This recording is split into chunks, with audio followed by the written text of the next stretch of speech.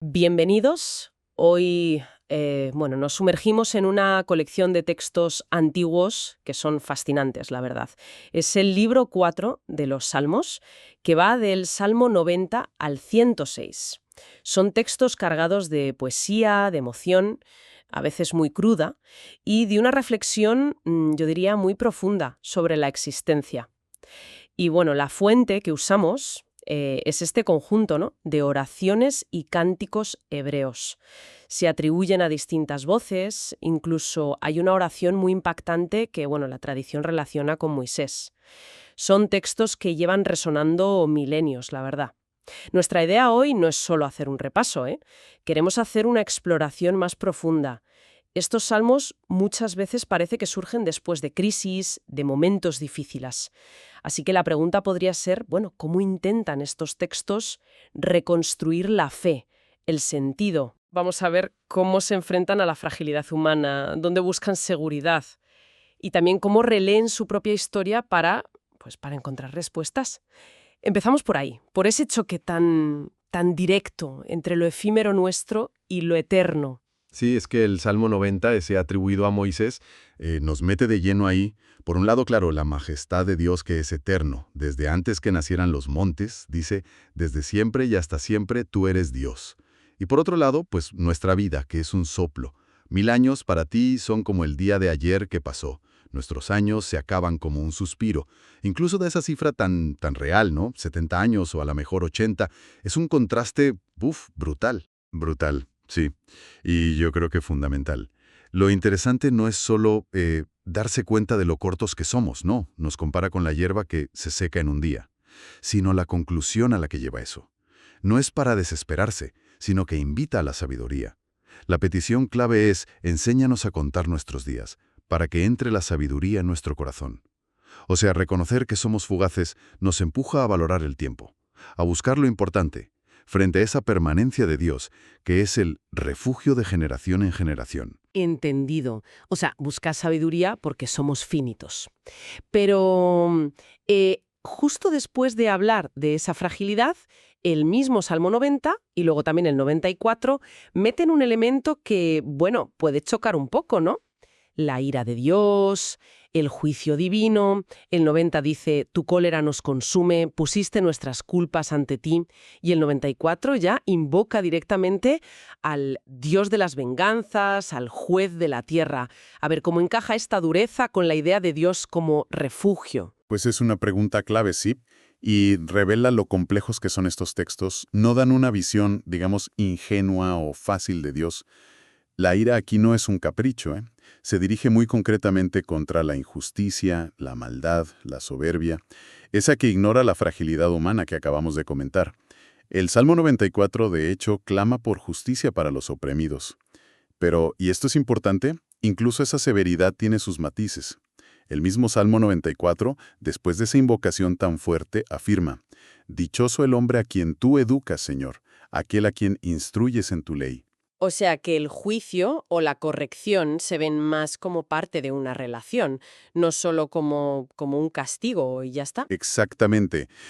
La corrección, aunque sea dura, se presenta como un camino hacia la tranquilidad y como una prueba de que Dios no abandona a su pueblo. Dice, el Señor no rechaza a su pueblo. Es una tensión constante y muy realista, yo creo. Dios es justo, actúa contra el mal, sí, pero su fidelidad y su deseo de enseñar, de instruir, al final prevalecen.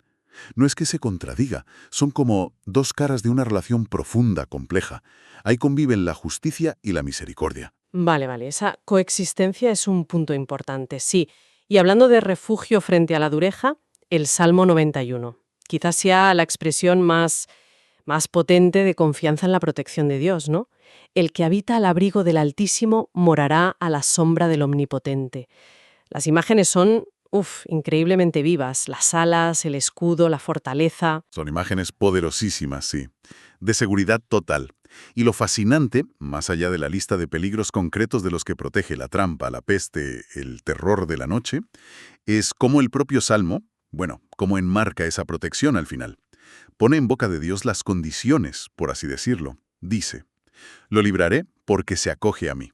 Lo protegeré porque conoce mi nombre. Me invocará y yo le responderé. Ah, entonces no es como un amuleto mágico que funciona solo. Implica una relación activa por parte de la persona. Justo. Sugiere que esa protección divina fluye dentro de una relación personal. Una relación basada en el amor, porque se acoge a mí, en el conocimiento mutuo, conoce mi nombre, y en la comunicación, me invocará. No es un paraguas universal pasivo, ¿sabes? Sino una consecuencia de esa conexión íntima, de confianza con Dios.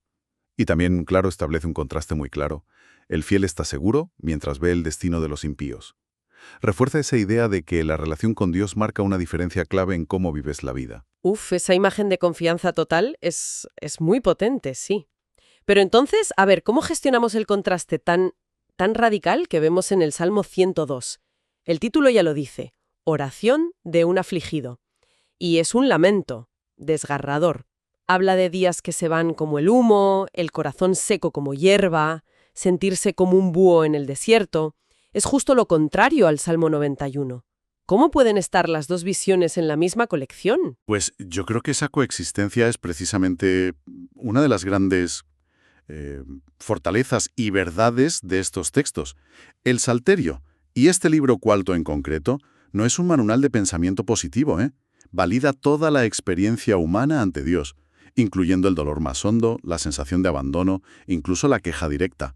El salmista del 102 se siente, arrojado por Dios. Dice, por tu cólera, me alzaste en vilo y me tiraste. Y no se censura esa expresión.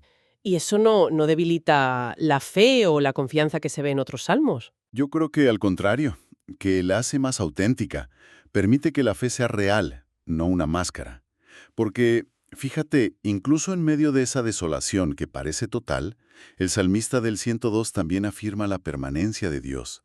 Dice, pero tú, Señor, reinas por siempre. Tú eres siempre el mismo, tus años no se acaban. La fe no es que elimine la duda o el sufrimiento, pero puede convivir con ellos. El lamento no es el final de la relación, sino que es parte de ella. Es un espacio para ser radicalmente honesto ante Dios. Y eso es increíblemente liberador y realista. Entiendo. O sea, la fe no como que no haya lucha, sino como persistir a pesar de la lucha. Vale, ahora, si dejamos un momento el lamento y la fragilidad, otro gran tema que estalla en estos salmos es la alabanza, la gratitud, el júbilo. A veces parece incontenible. El Salmo 92 dice, qué bueno es dar gracias al Señor. El 95, venid, aclamemos al Señor. El 96 y 98 piden un ántico nuevo. El 100 es una llamada a todo el mundo. Aclama al Señor, tierra entera. ¿Qué motiva esta explosión de alegría? Pues la motivación es múltiple y muy concreta, ¿eh?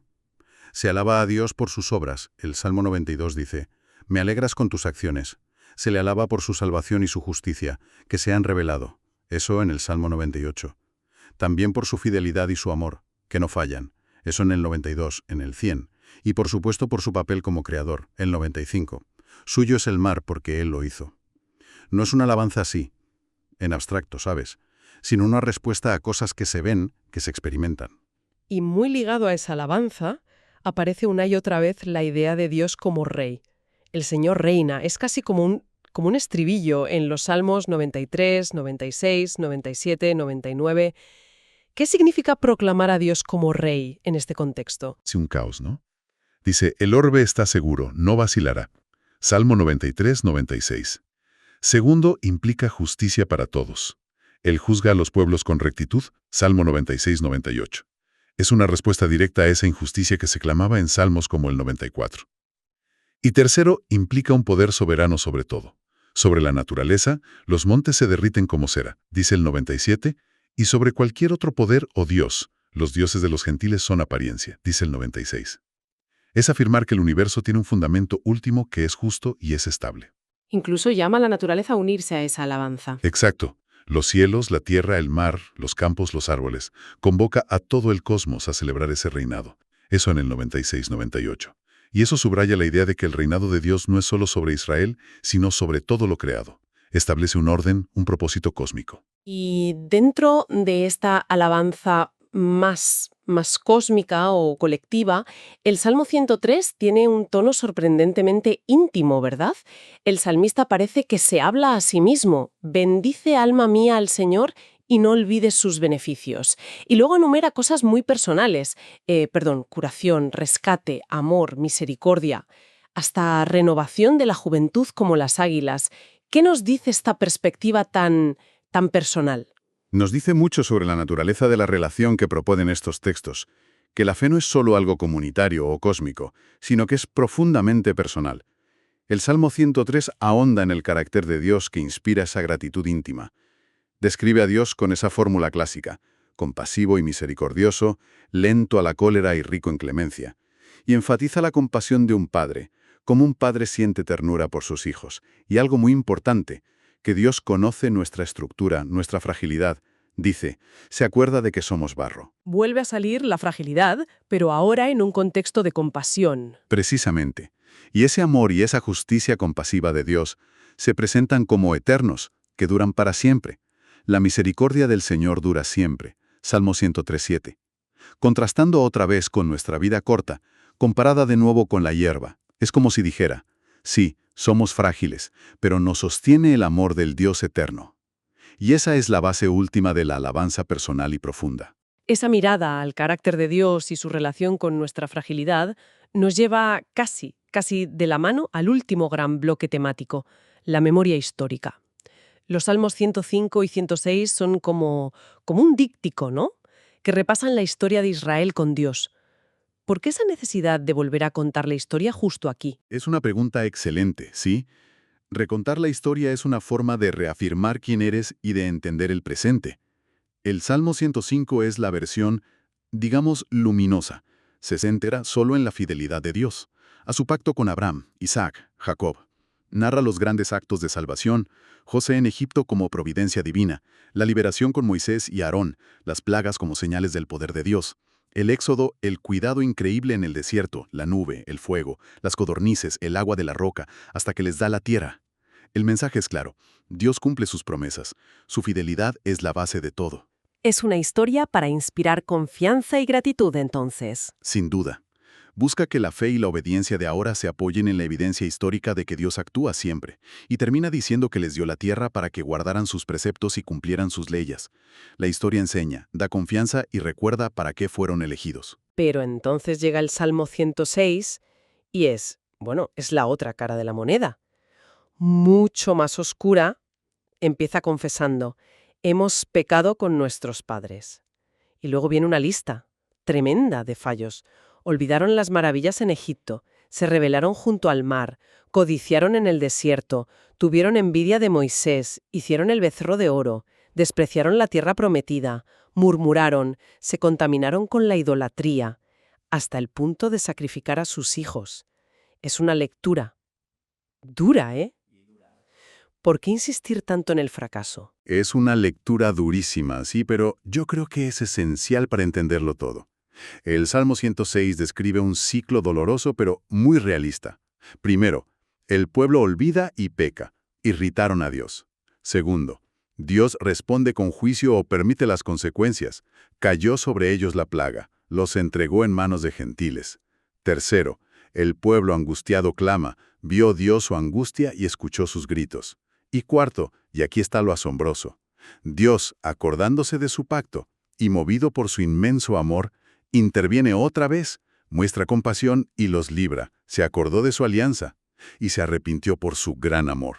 Ajá, o sea que el foco no está solo en la rebeldía humana, sino también en que la respuesta de Dios persiste. Exactamente. Es un retrato sin paños calientes de nuestra tendencia a olvidar y a ser infieles, sí, pero se contrapone a una paciencia y una fidelidad divinas que, aunque no ignoran el pecado ni sus consecuencias, por eso son importantes figuras como Moisés o Finés que interceden para calmar la ira, al final no abandonan. Recordar el fracaso no busca hundir en la culpa, sino resaltar la increíble tenacidad del amor y la misericordia de Dios a pesar de todo.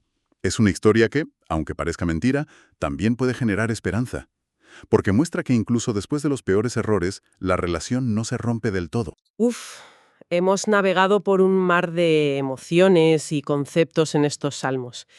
desde la conciencia aguda de lo cortos que somos frente a la eternidad, el terror ante el juicio y la confianza en el refugio, el lamento más desolado y la alabanza más alegre, la historia como prueba de fidelidad divina y como crónica de infidelidad humana.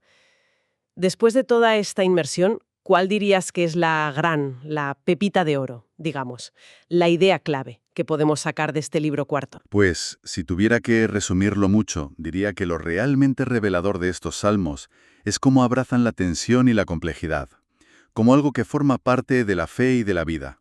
No dan respuestas fáciles, ni una visión única y simple. Muestran que la relación con lo divino incluye tanto la confianza serena como el lamento angustiado, tanto celebrar la justicia como experimentar la misericordia que no mereces, y sobre todo, a través de la historia, enseñan que la fidelidad de Dios no depende de que seamos perfectos, sino de su propio carácter, que es constante. Quizá la gran lección es esa, que la fe madura no huye de las tensiones, sino que aprende a vivir y a encontrar a Dios ahí, en medio de ellas. Es una fe resiliente, ¿sabes? Forjada en la realidad, no en un ideal. Una fe que integra luces y sombras. Muy potente, sí. Y esto nos deja con una última reflexión, quizá para quien nos escucha. A ver, estos salmos nos muestran a Dios actuando constantemente en la historia, pero también a la humanidad olvidando esas acciones una y otra vez. Si este ciclo de acción divina y olvido humano es tan persistente, ¿qué nos dice sobre cómo aprendemos o no aprendemos de la experiencia? Y más importante aún, ¿cómo podemos cultivar hoy una memoria activa, personal y colectiva, que no solo recuerde el pasado, sino que de verdad informe y transforme nuestro presente y futuro? Quizá, para romper ese ciclo. Una pregunta para seguir dándole vueltas.